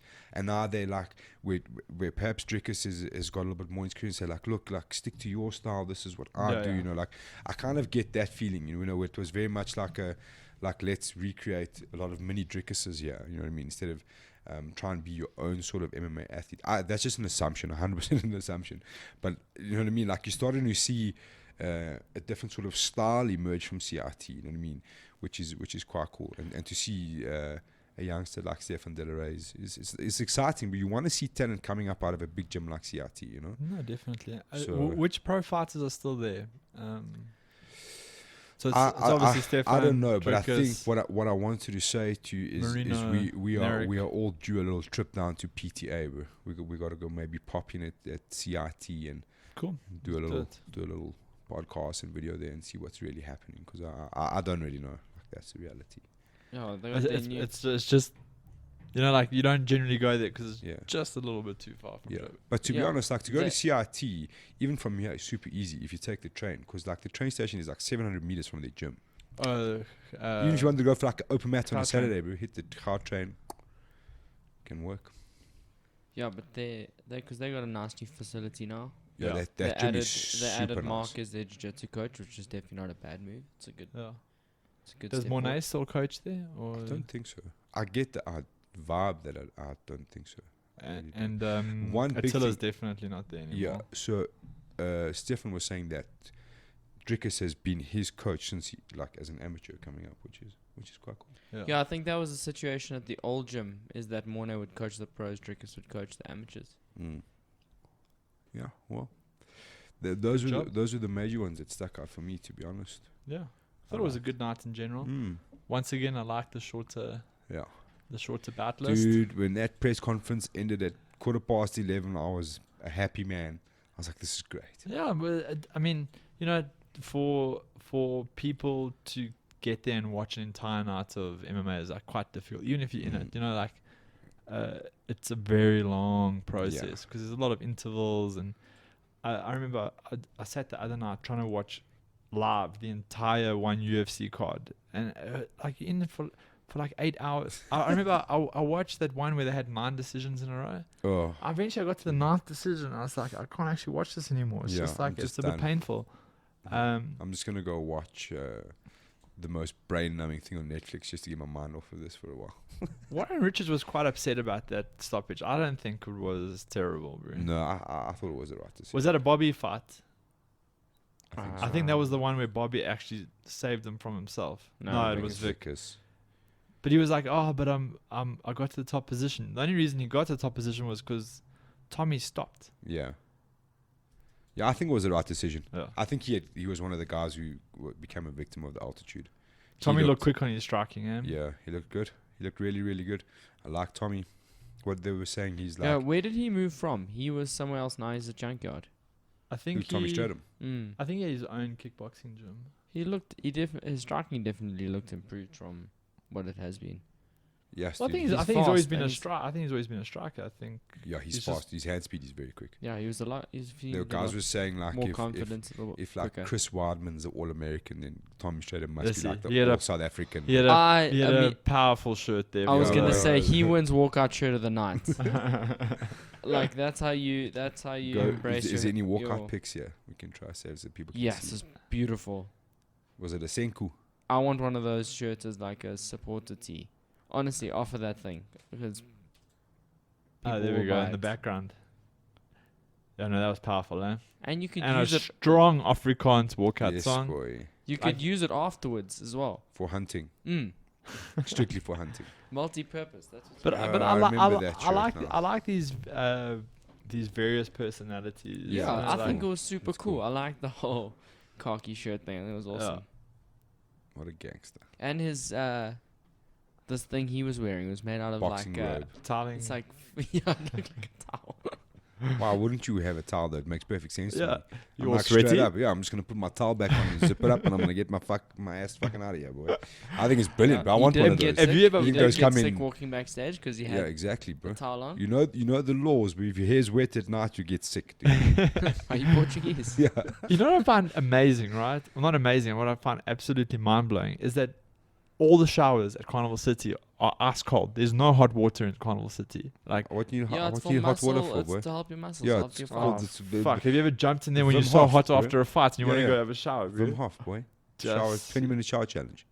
What's the problem? What's the problem? Oh, But But yeah, it was a good night, man. I had a good I time. liked it. I really enjoyed it. I I like left the there new, with a I big like the smile on new my press face. conference venue as well. It was like Yeah, it was quite cool actually. Look, I felt like I was sitting on the table, but It wasn't freezing cold for once, which is cool. yeah. Carnival was cold inside though, Yeah, but that press conference room wasn't, which Yeah. is good. for a change. I liked it, man. It was a nice little event. I thought I had think- a good time. I think Tommy A won. long wait until the next one though. Like just Damn. over 2 months. I like it though That's because sad. it gives the EFC all the time in the world to now really hammer this card down and end this year with a bang. Yeah, definitely. Especially now Braves announced they're coming, so Boink. it'll be interesting to see how that Yeah. all pans out. Yeah, Riven de Beer. I love that bink moment by Robin Black. Bink. Bink. Yeah, and then that dude, that was the juicy part. Drickus du Plessis, Ben and Lazar. I thought that they would have done way more media for that Yeah, so announcement. I think the deal got done like just before that event, so I think there was a bit of a hold up. Yeah, But that's but gonna it's be done. amazing, Can yeah? you fucking believe it? So eh? that card is It's another moment for me to eat my words because I just didn't think it was going to happen. So that's Drickus versus Lazar, Manon and Amanda. It's not done yet, eh? Triple title fights. We haven't had one of those in a while. It's not done Tressor yet. and Conrad. If Conrad's arm is right That by then. arm looked well past the Paris stuff. Was So, it? Yeah, it was like I know past he was behind us, but I didn't get to see. He was saying something. I overheard him saying something about a week. Maybe I was wrong. Maybe he said a month. I don't know. A week seemed very quick. yeah, plus But that's but often a week, 7 days. that like a Trojan fracture, his heal time is like from 3 weeks. Is it? Yeah, it's not a massive long thing. See there, man, it hit him on his left hand side. What are you guys No, talking about with your except memes? this wasn't it. This isn't the the headbutts sequence. over here. This apparent You tell headbutts. that to Mrs. Coxon, buddy. Ooh, don't drop names. Well, boy, she was the one who posted a picture saying that that was her defense, and now I'm telling you she's right, bro. Look, it hits him on the left hand side. You're telling me I'm wrong. Yeah, wait. He's grabbing. His left hand side. So she posted a picture showing that exact picture that we just saw now. Is what I'm The saying. other one. Yeah. This So one. I'm saying you tell her that, boy. That one. Correct. Yes, but that wasn't the headbutt. That's what I'm saying. You tell her that, boy. It's not Some, my some argument. people were saying there was 2 headbutts. Yeah, there was 10. I saw 10 at least. I don't even That think and you aliens exist. could- Zero Chile.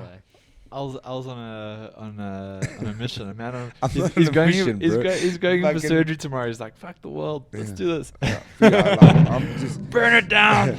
You can't hate me for the truth, dog. That's just the way it is. You know what I'm saying? He's gonna wake up from surgery and Mrs. Coxon's gonna be there. That's fine. Oof. Her and Marcia, bro, be like, I've They've reported to you. But you get nice little private messages. Yeah, from yeah. Marcia. People love me, bro. People love me. They want to know what's up. They want to Yeah. know what's up. Just first of all, we don't have a vendetta against Marcia. Like we've got a couple of issues with a couple of things, Some concerns. right? But there are pockets of greatness in that Yeah. in that Sure. organization. You know, I Justin think Ferry is doing a bang up job. Bobby's doing a bang up job. Bobby's the man. yeah. Look, bro, I have a lot of concerns about. I don't know what's happening in MMASA, so it makes my uneducated opinion quite dangerous. But what I do see is a president flying around the world. I want to know who's paying for that, because our fucking athletes can't even get there. That's the first gripe that I have with MMASA. When I'm seeing the president of MMASA going wherever the fuck he wants to go, and doing nothing to help our athletes, absolutely zero to help them, from what I can see. you're That's my talking financially now. yeah, Okay. financially. How this dude gets to fly all over, okay? Bahrain, any worlds he's there, living it up fucking nicely, while our own athletes can't even get there. That's my problem. You know what I mean? Because it's a fucking bureaucracy. Like, what is going on there? How is it even possible? Because if I'm the president, why do I have to be there? I'm not significant. Do you think I'm African to be like, hey, bro, So I don't see the president of South African MMA here, but the team's here. That's more important, surely. So hold on. So let's take one step back. I remember someone explained this to me. Right? He's not the president of MMASA. He is the vice president of MMASA. He is the Who are you talking? I'm talking about Raymond Phillips. I'm also talking Yeah. about Raymond. Raymond. Most people don't even know who the fuck he is, which is another problem. Raymond is the delegate for the African MMA. Let's just for speak RMF. slowly so Sharp and Tondo can get this all down. Just speak slowly so you can write this down properly. Okay. So Raymond, we've got a special show for that. It's coming up. Don't worry. We've got a special show for I that. just want him to make sure he's got all his notes. Raymond is the representative or the head of African MMA for AMAF. He is the vice president of MMASA. Batis Kutsia is the president of MMASA, right? So let's take all of that, everything away. What we want to know, and this is the biggest gripe, is that we obviously hear from a lot of people that these guys don't have any sort of financial aid, Yeah. right? And we know that MMASA obviously make money through affiliation and the money that they got for the African Championship. And that. So we're not pointing fingers. We want to see. Yeah, The I just want financials. to know. I just want to know. Is this an NPO? Well, so my mother was the president of a SASCOC affiliated sport, right? Yeah. So I grew up my whole life around this type Oh, of I thing. didn't know they did the marketing for XKT here as well. Yeah, I heard something else about that. But so my whole life growing up, I've been around SASCOC and I've been around sports governance in general, right? To the point where Sam Ramsamy, who was the Minister of Sport, like has come to my parents' house, and so Sure. I've obviously been So around you this. guys were paying tenders or bribes. What was going on? So I've obviously been around this a lot, and my mother successfully facilitated funds being given to her designated sport from the lottery board. So I mean, she was quite a successful individual in that realm, and I know that from her side that they had to have audited financial results at that Yeah. stage. So all we're asking for is for the financial results, some sort of audited financial statement to state this is how much MMASA made, this is what it was spent on, so that the people, I'm a member of an affiliated gym, so that makes me an affiliated member of MMASA. So I just want to know like where all that money went to. Yeah, no, but it's an honest question. Yeah. Because we're not trying to put anybody under pressure. I just want to know from my point of view, because like, okay, and there's people that can vouch for this. Anything MMASA related where they're asking for funds, I chip in. I want to be involved. And it's a small contribution. It's a small part purely because I'm struggling to understand the struggle. Because why can't we have tiered athletes to say, okay, we have 5 athletes that are potential gold medalists. We have 100,000 rand in our bank account. Let's grade them each with 15K to help them. Then the next, okay, we think that maybe this person stands. Like, I mean, that's quite hard to do, and it's pretty cuck, if we're honest. But how is it that MMASA has not even fucking 1 rand to help the athletes out? That you guys have to like do fundraisers, and that's all fine. Like, I understand that to some point you're gonna have those sort of things, but from my uneducated perspective, it just seems like there's not even fucking 1 rand available. So what are they doing with the money? Does it go back? Where does it go back into the sport? Because I see a lot of things happening at XKT, which Raymond Phillips owns. Am I right? Yeah. He's the owner of XKT. So I see a lot of things happening there, which freaks me out, because how is that not a conflict of interest? And on top of that, like, I'm sure what you want to say is that we're now hearing that they want to force beginning amateurs into XKT. The XKT. Are we the only people that think there's something fucking wrong going on here? Like, Yeah. are we the only people that are crazy, or is everyone just too scared to say something? So I mean, Charles, did you get that all, boy? it all boils down to transparency. That's all you really want, right? Yeah. So the unfortunate thing about being in the administrative side of any sport, or the part of any sort of governance structure in that sport, is that it's a selfless act, right? It's not an act where you primarily benefit, and a lot of the time those people lose a lot of money, lose a lot of time, and so forth, right? Yeah. So we're not saying people should lose money, but we should say what we are saying is that the prioritization of funds and just the transparency of how those funds are dealt with. Are they making the best decisions for MMA and the athletes? Yeah. That's all I want to know. That's all I want to 100%. know. And if you can prove that to me, please, that's what I want to know. All I want to know is, are the best decisions being made for MMA and for the athletes in the mix? Or are they being extorted for personal gain, because that's what I'm seeing with an educated eye. That's what I'm seeing. That's the reality of it. People can fucking say whatever they want to me, but that's an opinion that I have based on what I see going on in MMASA. It might be completely wrong, but I'm not seeing any way that I can go and look. It looks like an But old the boys club. easiest way to stop all the rumors, because we're not the only people Yeah. that are saying this, right? First of all, it didn't come from, like, the first time I thought about it didn't come from me thinking about it. It Yeah. came from someone asking a question. I was like, Yeah. actually, that's a good question, right? Just give the audited financial Yeah. results. And where this all started for me is, without offending anybody, we were talking about a guy who's supposed to be an Olympic coach who's probably never been to the fucking Olympics in his No, life. he hasn't. It's confirmed by Wrestling SA that he's never been to the Olympics. That's the next episode. Yeah, but I just want to say, I'm just trying to make a point here. You've got a wrestling coach who probably knows fucking jack shit about wrestling. My first gripe is, where are the cauliflowers? Non-existent. You do not go to the Olympics without cauliflowers. Impossible. Show me the evidence. Second, so my point on that, you've got these kind of characters in MMASA, like I say, an old boys club. People are looking after each other for personal gain. Why are these the best people in that position? Are the best people in the position? Is the president, is the vice president, is whoever else is in there the best person available? Firstly, Yeah. because these people have to be making decisions for the sport and for the athletes and nothing else. And I don't think that's happening. Maybe I'm wrong. I know. And if you are wrong, you're more than happy to say sorry. I will say sorry. Yeah. Show me that. Say, look, this dude's got XYZ experience. Because I'm looking at guys that are fucking way better coaches, wrestling coaches, stand-up coaches, Well, I just jiu-jitsu think- coaches that are not involved with MMASA, and that's heartbreaking to me, because our athletes are not getting the best chance that they should be getting. I'm seeing a lot of good things from pockets, and other pockets don't even exist, dude. So one of the main things that like triggered this thought process for me was that I was told that one of the coaches, phenomenal coach, was removed from the coaching staff because they were asking about the financials, right? So that obviously gets your back up immediately. That when someone asks a question, they get removed from their position, Yeah. right? So that's where this thing started from, right?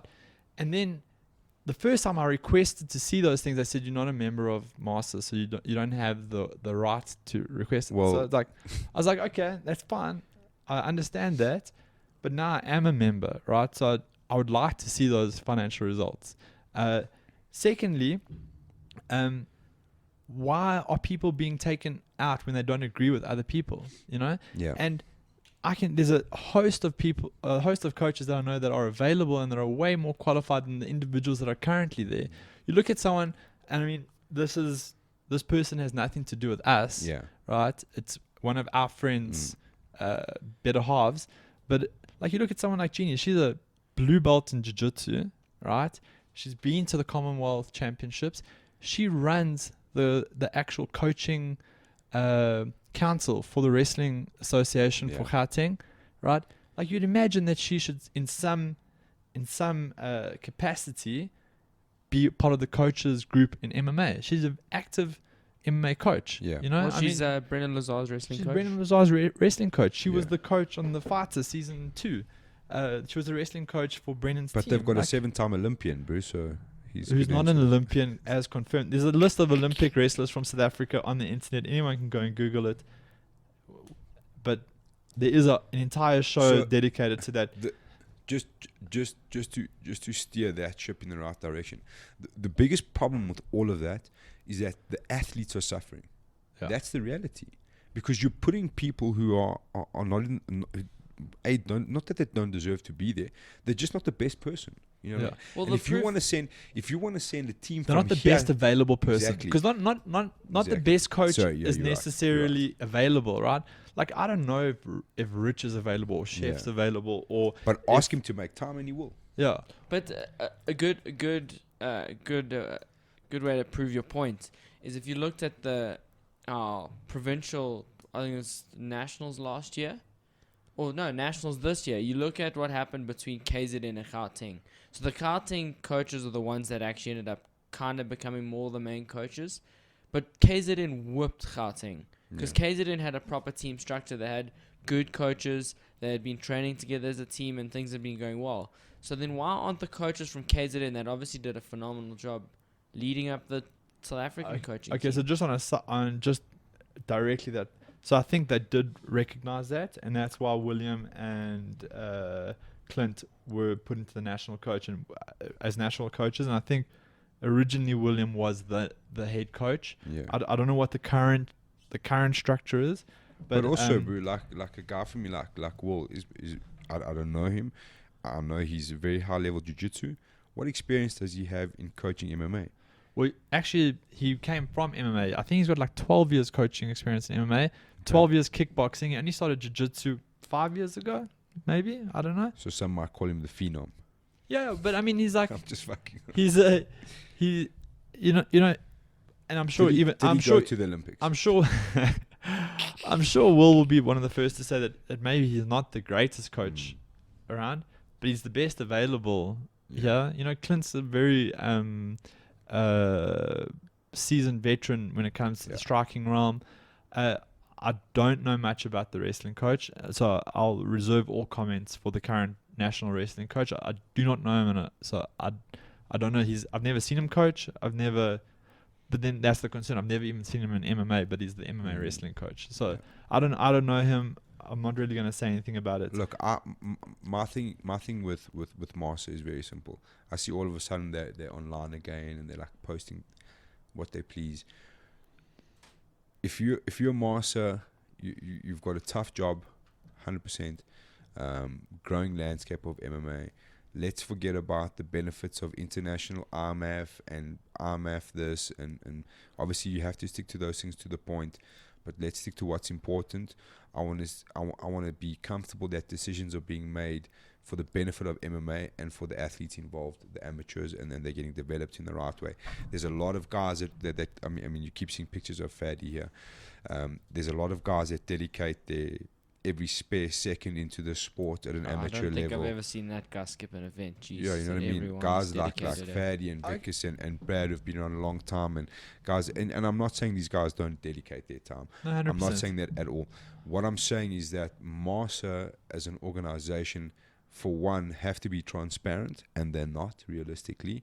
They need to be a little bit more strict on who can be an official and when they can be an official. You know, you can't just have anybody come. Okay, cool. I want to be an official. You know what I mean? I want to be a judge, so I'm going to be shadowing, and then I'm going to hop between the crowd and here. It doesn't fucking work like that, dude. You would never see that on the international stage. Watch somebody go sitting cage side as a shadow judge or an official or whatever, and then someone that you're emotionally invested in, then go sit in the crowd, and then. Dude, you come on, dude. Like it's you. So I mean, I think we were gonna hold this off for another week, but let's just clarify some things. We all here have a respect for Fadi, and the level of input he's put into the sport. Right?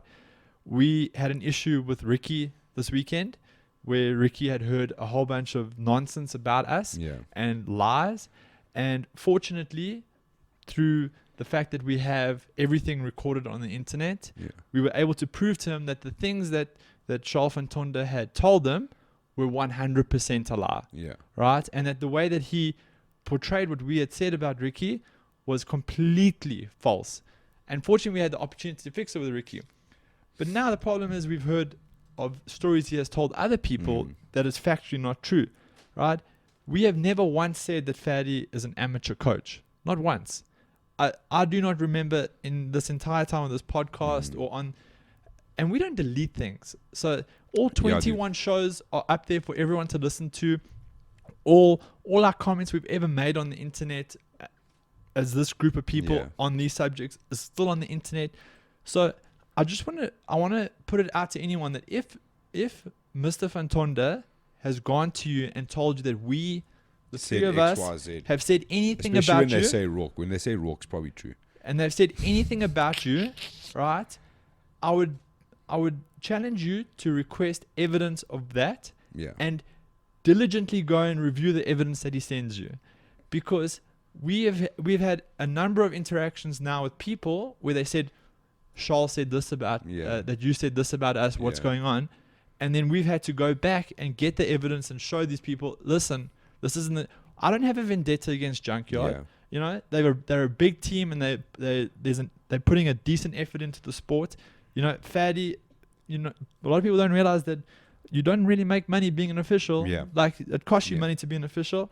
I have much respect for Faddy in that sense. We've never called him an amateur coach, right? Faddy's been doing this longer than I've been doing this. Yeah. So Well, like, all of us put together, bro. so like, I don't know where these crazy comments are coming from that we have a vendetta against Faddy or against Junkyard, but it's very funny that it came from it started the point that Mr. Fantorna started going there, and Mr. Fantorna forgets that when he came to our gym, he was shit talking PT left, right, and center, was saying everything under the sun about PT's Thunder MMA and that, because that's where he came Yeah. from, and that he mustn't forget that a lot of this stuff can still be proven, and he must just calm his roll a little bit, you know. You know what was the most amazing thing, right? So he tells Ricky that I called him a puppy dog and a pussy and all of this, right? But at the same time, like days after that podcast, he messaged me on Facebook telling me what a great job we're doing and what a great podcast, right? And what he forgets is that you posted something 2 days prior calling Ricky a legend of MMA. Yeah, dude, he is a fucking legend. And we That's why, like, when Ricky came, I was like, I don't know what this guy's talking about. no. Like, I'm becoming delusional. Am I getting crazy? Well, in you my came old to age? me and was what like, the fuck's fucking going on? Ricky's upset. Yeah, And so I dude. went and found Ricky Yeah. and I'm like, what is going on? And then when we had the showdown with PT and Jadette, right? Yeah. They were bringing up all these things that I'm completely unaware of. Yeah, that's why I just stood there. I was like, geez, these guys talking about something I don't even know what's going on anymore. Right. Then I realized it was still involving me. I was like, I don't even fucking know. But then I realized it was from a disgruntled individual Yeah. who didn't receive their blue belt from me. And from that day that he didn't receive the blue belt at that grading, it's been a shitstorm of lies that have Yeah. just come from that Well, individual. Yeah, it affected that gym as well Yeah. negatively. Ugh, dude. That was He's- actually the beginning of a lot of problems for that gym, was that individual. Like we've learned today is that these characters are in MMA for whatever reason, but their day always comes. Like, I mean, you know. And I want to know that did MMASA validate his credentials when announcing that he is the new SA coach for the under 18s? Because in 1 minute of going onto the internet, I could validate that he's never been to the Olympics. Yeah. Right? That's a bold claim. That's a bit. The Olympics is a bold claim. I've That's also- like me saying, yeah. And we're in the process of actually- validating his 11 national titles, which is why I requested it to go for one more week, Yeah. right? And we're in the process of validating his current wrestling coaching certification, right? Because I'm not going to go around and say, oh, this oak's not this and not that. Before I say anything, I'm going to validate what I'm saying. Yeah. And the only thing I can validate now is that the Olympic thing is absolute bullshit, right? Straight up bullshit. And that should be the first indicator that this guy is a Yeah, compulsive something's wrong. liar. Yeah. No. Like, let's let it stew and see what comes of that. Yeah. This is it, yeah. What is this? The letter of appointment saying that previous Olympic experience. What does that say? Coach Charles van Tonder offers the following expertise and experience for the team. Coaching for 7 years. Wrestler for 35 years. So he was wrestling since he was 7 months. SA champion in wrestling 11 times. Previous Olympic wrestler. Which is straight up a lie. Go onto the internet. They've Jiu- got the list. There's like 22 Jiu-jitsu wrestlers. experience of 4 years. Hey, I bro, also could be a confirm- national I coach, also bro. confirmed with a number of national wrestlers, right, that he has never been to the Olympics. Dude, the Olympics is a bold. It's a fucking crazy big claim, bro.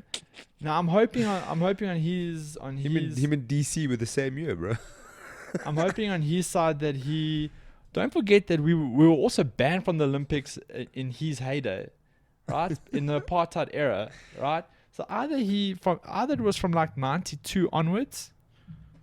Boy, just Google it. Straight up his name, Olympic wrestler. No, there's the Olympic wrestlers from South Africa. None of them are there.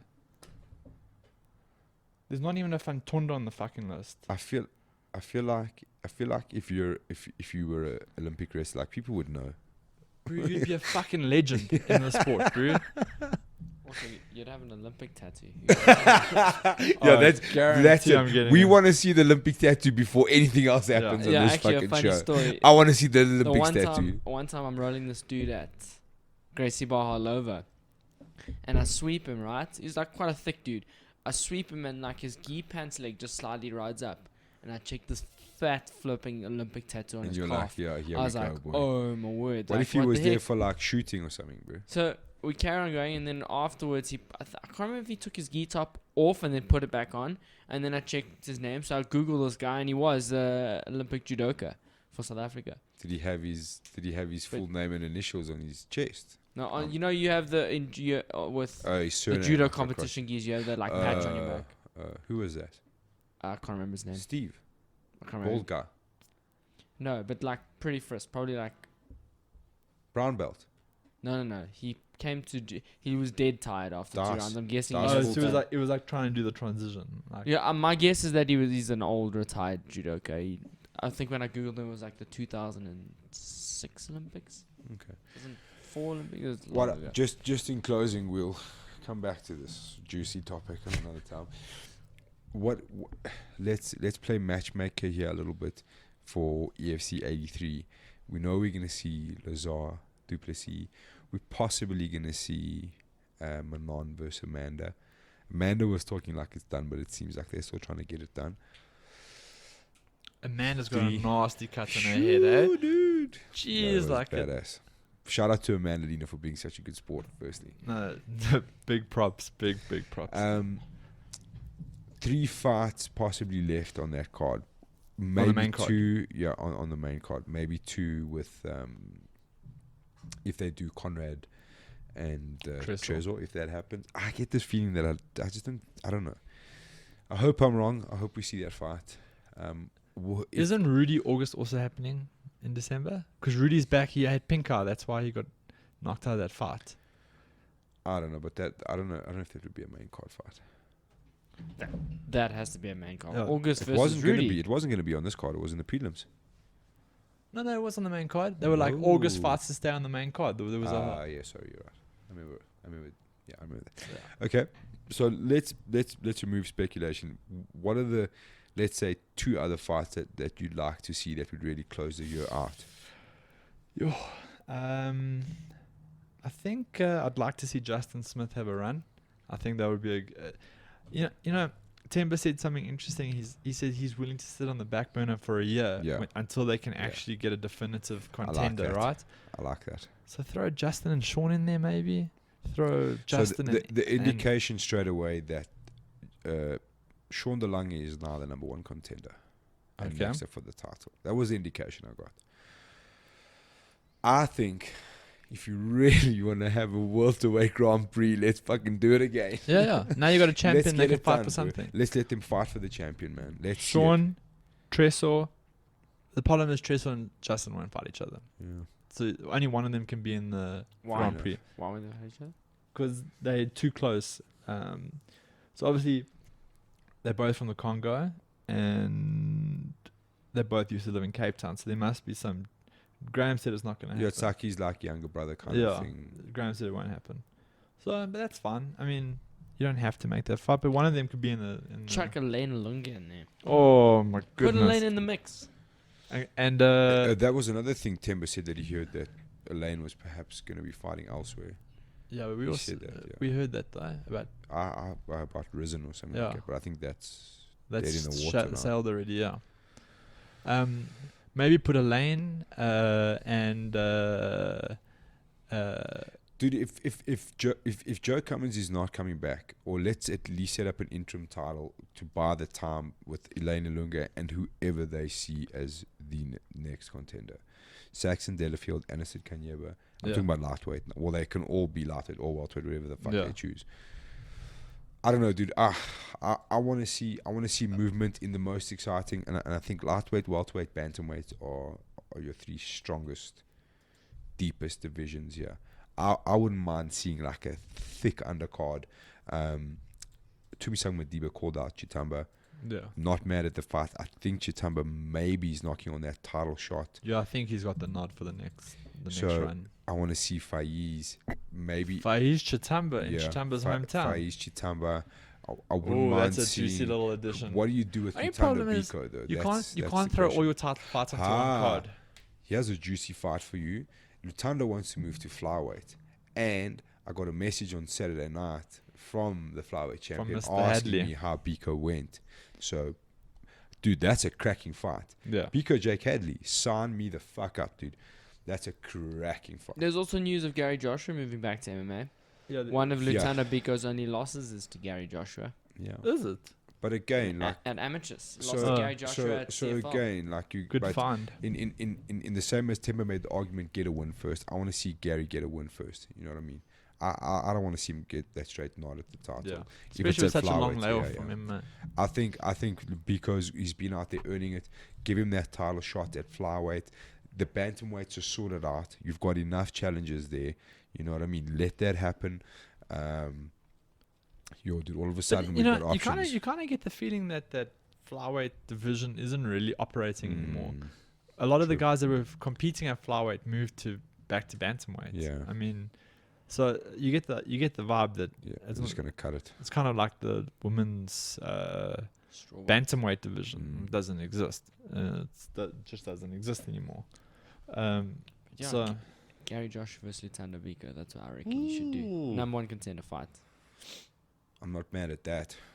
I'm I not think mad for at that. if Yeah, Amanda and raw. Manon have a run, I think you need to put Bunmi on the back burner as the replacement. Get her to even make weight, because you never know what happens with these things. Sure, 100%.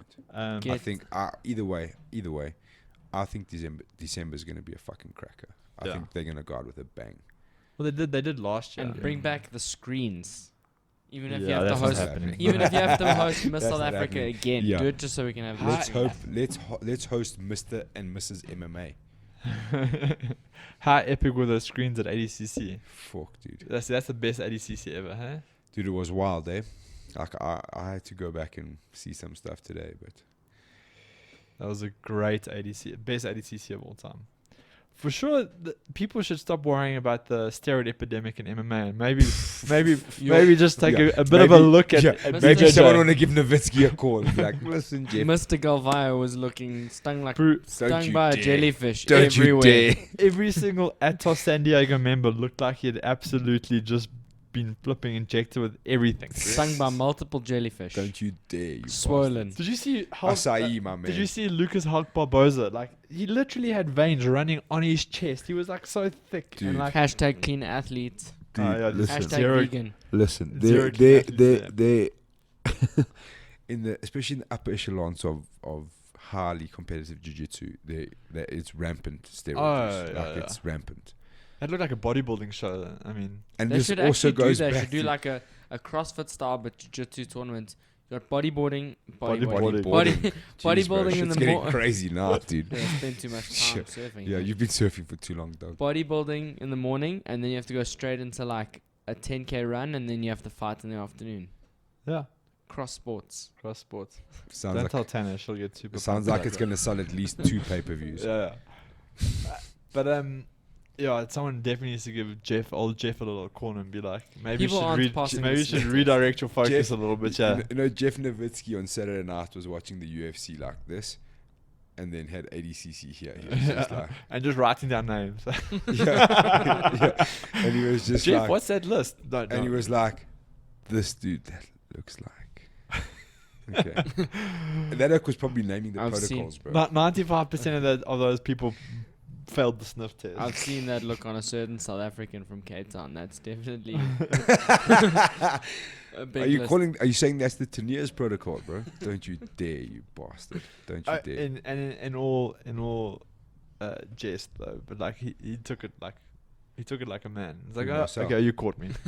Done. I don't even. I think he was just like, listen, I'm gonna be juiced to the gills. I'm gonna go get this fight. I'm gonna get busted, and I think that's it.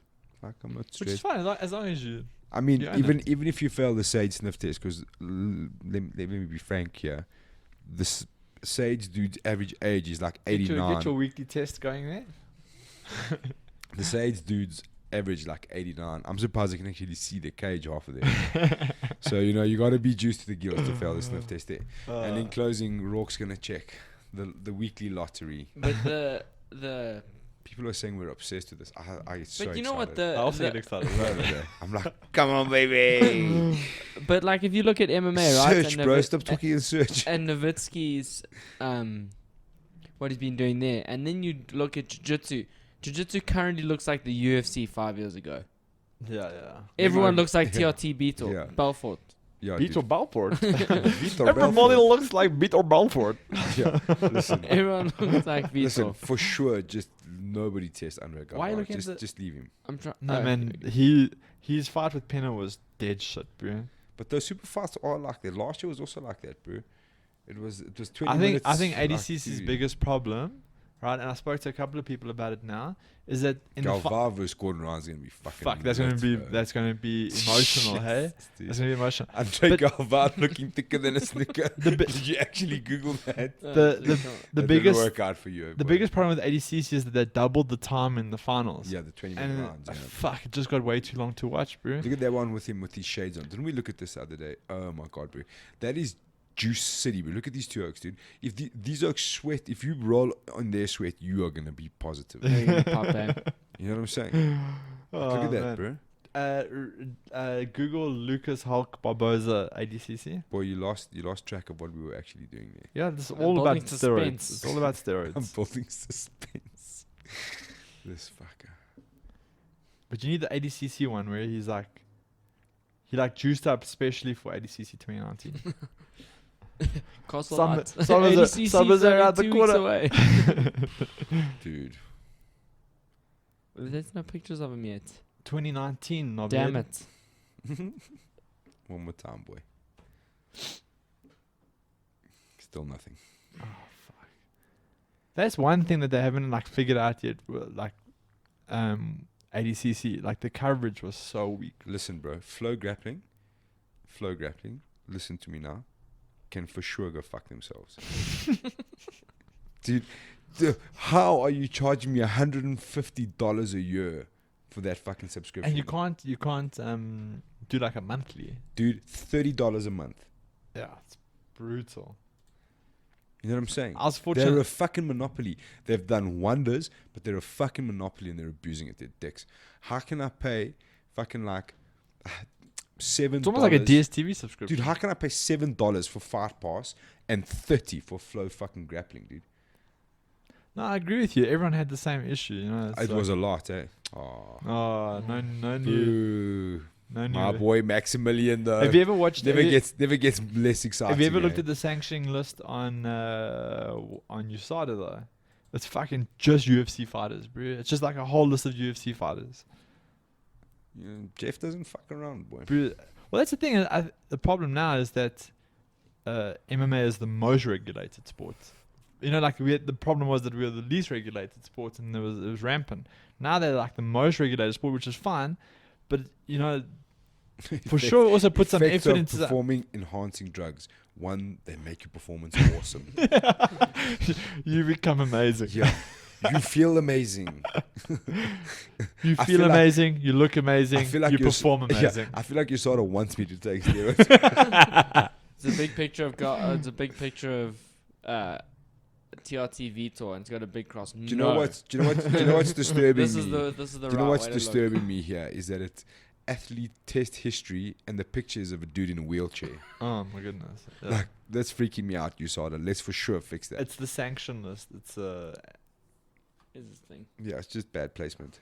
It was let me tell you guys a funny story and close the show out. So Supersport did this. oh my goodness. They've got an entire section on USADA's website just for the UFC program. Insane. So Supersport did this I don't know if you know TLC, that lettering company that do advertising in toilets at restaurants and stuff. So at my shop they bought this Supersport campaign for the Olympics, I think it was, not the last one's one before, and they had these door wraps for the toilet. It was all the athletes and cool pictures and shit. And at the time we had unisex, female, and then the gents urinals around the corner. They put up this whole thing the whole day. They're actually taking the doors off, putting this wrap on. And as he's finished, I'm standing there and it says unisex and the picture is Casta Semenya. Oh no. I'm like, listen, guys, I don't did you mind how if did you you guys not want to read leave that there, but I'm guessing Supersport might have a problem with that. So they came back the next day, had to change the whole fucking thing. I couldn't stop laughing, dude. I was like, how did That's that? hectic, bro. How does that even happen, bro? But it was like this big, like black and white marker for the door, and like just this huge picture of Caster Semenya, like in full stride. I was like, jeez, that's a fucking We marketing definitely have to fail. change that. Yeah. Yeah. And on that bombshell, I Yo. think that's a wrap. Oh, you can't say that. Isn't that... On that, Oh, you're gonna TSA is gonna come after you. on that useful bit of on that information. Olympic... Olympic ending. oh, more about the Olympics coming. Cheers, guys. We'll chat to you soon. Peace. Detective Warren is going to be on it.